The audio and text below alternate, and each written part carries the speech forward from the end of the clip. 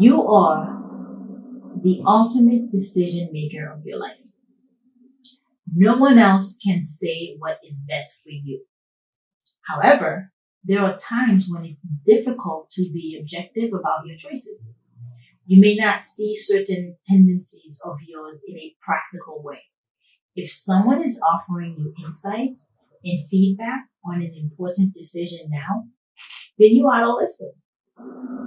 You are the ultimate judge, yes, and you may be able to see a truth that you have either overlooked or been ignoring, and that could make a positive difference.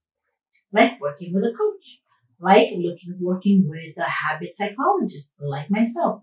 I can help you see some things you overlook and help you save time and energy just simply by being a second eye for you to be objective on your behalf. I would love to connect and work with you. I am here to serve. Talk to you soon.